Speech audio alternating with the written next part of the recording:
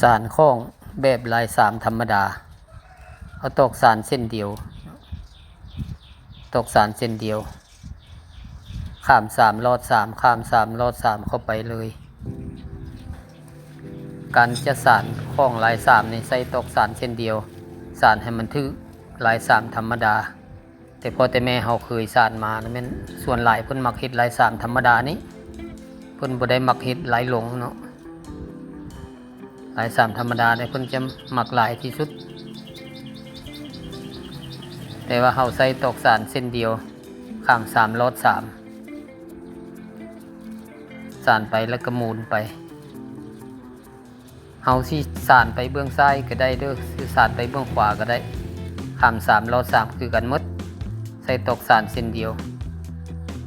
สานไปเบื้องขวาก็ถึกสานไปเบื้องซ้ายก็ถึกเนาะเพราะว่าเฮาเอา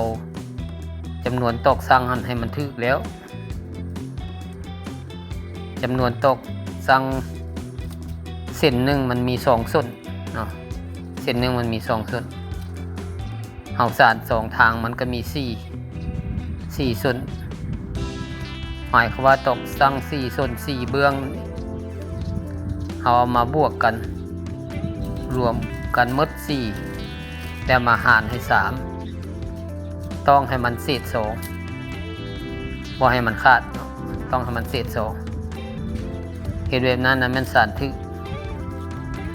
สานลายสามธรรมดานี่แม่นถึก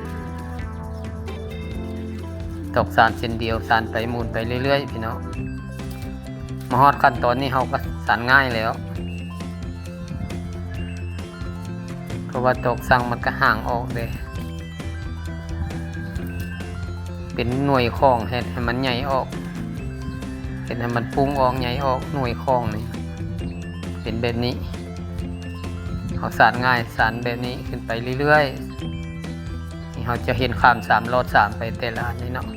เส้นที่1กับเส้นที่4นี่มันออกคือกันเด้อพี่น้องเด้อคันเส้นที่1กับเส้นที่4ออกคือกันแสดงว่าเขาสานถึกข้าม3ลอด3อยู่แต่ว่าบางเทื่อเขาก็หลงเด้ออาจจะเป็นข้าม4หรือข้าม2แค่แบบนั้นมันก็ลงแล้วมันจะบ่ออกคือกันเส้นที่1กับเส้นที่4แสดงว่ามันผิดคันเส้นที่1เส้นที่4ออกคือกันแล้วมันถึกลายของมันแล้วสานไปนะเฮาสานข้าม3ลอด3ข้าม3ลอด3บางเทื่อมันหลายรอบเนาะหลายรอบหลายบางเทื่อมันก็ตาลายแล้วมันสานเอามาเบิ่งเส้นที่1กับเส้นที่4บ่คือกันแสดงว่าเฮาผิดแล้วมีมองผิดแล้วเฮาต้องนำคืนพี่น้องกวดคืนเห็นบนใดแล้วแม่นพื้นออกแล้วแก้ใหม่สานใหม่นี่มาฮอดขั้นตอนนี้แม่นเฮาสานเอาคอเริ่มสานยากขึ้นเด้อพี่น้องฮอดขั้นตอนนี้เพราะว่าตอกสร้างมันที่มันกดบ่อยากลงเฮาต้องเล่าตอกสานให้มันอ่อนตื้ออีกสานมันก็กดบ่ลงเนาะขั้นตอนเจ็บมือแล้วขั้นตอนนี้เนาะเพราะว่าตอกสานตอกสร้างตอกสานนี่ค่อยเอาตอกจิ๋วทั้งหมดตอกสานก็แม่นตอกติ๋วตอกสร้างก็แม่นตอกติ๋วนี่ได้ความแน่นหนาทนทานของข้องนี่สานไปกดไปนำมีบางคนขั้นตอนการเอาคอข้องแบบนี้เฮ็ดให้มันน้อยลงแบบนี้บางคนเพิ่นก็มักสานไผ่ปอก3หมายความว่าไผ่3เส้นเนาะไผ่ปอก3บางคนเพิ่นก็มักเฮ็ดในนั้นแต่ค่อยสิสานลาย3ธรรมดาตอกเส้นเดียวธรรมดาเอาไปจนสุดเลยจนสุดข้องจนว่าเอาคอเอาปากของมันจนสุดเลยสานลาย3ธรรมดานี่ไปเลยเฮาสานมาฮอดยานนี้เนาะเฮาก็เห็นว่าคอมันนี่มันน้อยแล้วเนาะพอตึงเอาปากเอาคอมันออกเนาะหาแนวมันตึงออกนี่เฮาสานได้ประมาณนี้แล้วจะได้คอมันน้อยกิ้วเข้ามาแบบนี้กดลงแล้วมันจะไหลคืนพี่น้องสีดน้ำใส่กดลงมันจึงอยู่ได้ประมาณนี้พี่น้อง จากนี้เราก็ไปหาแนวมาตึงเลยเราต้องเอาปากเอาคอมันเราสานมาได้ประมาณนี้เราต้องหาแนวมาตึงเราพีนี้ออกเนาะเราตอกนี้ออกเราก็หาคกหรือว่าหาไม้หาอย่างมาใส่ก็ได้เอาคกมาใส่ยังสานง่ายเนาะตึงออกเราเอาปากเอาคอมันแบบนี้แล้วก็สานคือเก้าสานลาย3คือเก้าข้าม3ลอด3นี่ตอกมันขี้กันนี่มันโคมกันอยู่นี่เราต้องพยายามจัดตอกออกให้มันเป็นระเบียบเนาะข้าม3ลอด3ไปบ่ให้มันลง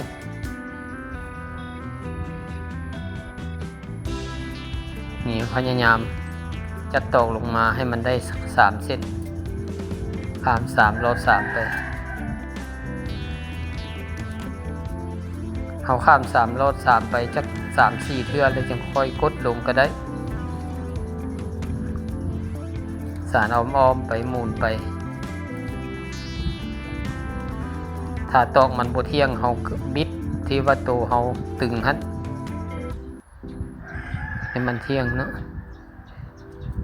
นี่เฮาก็สานไปแบบนี้พี่น้องหลังจากนี้เฮาได้ที่แล้วเฮาก็เอาออกเอาแนวตึงออกเอาสานธรรมดาไปบัดนี้อันนี้เฮาเอามือกดแบบนี้ก็ได้เนาะเพราะว่ามันตึงออกแล้วเอามือกดแบบนี้ก็ได้เอามือกดออกมามีบางคนเพิ่นก็บ่ได้ใส่แนวมาตึงเอามือกดเอาเลยพี่น้องบางคนเพิ่นก็เฮ็ดแนวนั้นค่อยในบ่ถนัดปานใดเฮ็ดแนวนั้นค่อยต้องมีแนวตึงซะก่อนสานออกมาได้ประมาณนึงแล้วเฮาจึงเอาแนวตึงออกแล้วเฮาค่อยสานไปอีกแล้วเฮาจึงเอามือกดลงบาดนี้เอามือกดแต่ทางไหนออกมานอกให้มันแหวออกแบบนี้พี่น้องในเมื่อเฮาพอประมาณนี้แล้วเฮาก็มาม้วนท้ายม้วนปากคองนี่เฮาม้วนแบบง่ายๆพี่น้องบ่ต้องม้วนยะม้วนเน็บบิดลงมาเน็บยัดเข้าไปในหั่นแล้วเลยเฮาสิบาเส้นก็ได้ค่อยม้วนนี่ก็บาเส้นหมายความว่าบาเส้นนึงแล้วก็หักม้วนลงมาแบบนี้แล้วก็ข้ามอีก2เส้นเข้าไปป้าไว้ข้างในพุ่นเน็บเข้าไว้ข้างในพุ่นม้วนบาเส้นลงมาแบบนี้บิดลงมาข้ามเข้าไปในเน็บเข้าไปในแบบนี้ม้วนแบบง่ายๆแต่แล้วเราก็ตัดส่วนตอกทางในหั่นที่เราเน็บเข้าไปหั่นส่วนมันยาวเนาะเราหักออกมันก็หักยากเพราะว่าตอกติวนี่มันเหนียวธรรมดาเราแทงเบิ่งมันพอดีแล้วเราหักออกแล้วจึงเน็บเข้าไปนี่ก็แล้วเลยเราบ่ได้ตัดอีกแต่ว่าเส้นตอกนี่มันเหนียวมันหักยากหักมันบ่ออกเราต้องเน็บยาวเข้าไปเลยแล้วเราจะค่อยตัดตามทีหลังหลังจากนี้เราตัดทางในแล้วเราก็มาตัดตอกที่เราบาไว้นี้จำนวนเส้นนี้เนาะเราบาไว้กับม้วนกับแน่นหนาอยู่พี่น้องเพราะว่าเรายังจะได้ขอบอีกทีนึงขอบปากคองอีกทีนึงม้วนแบบนี้ก็ได้ความแน่นหนาคือกันอันนี้ขั้นตอนการสานพี่น้องขั้นตอนการสานคองและแม่นสำเร็จยังแต่ขั้นตอนเฮ็ดหูเฮ็ดตีนแล้วก็สานงามาใส่ในขั้นตอนนั้นติดตามวิดีโอตอนต่อไป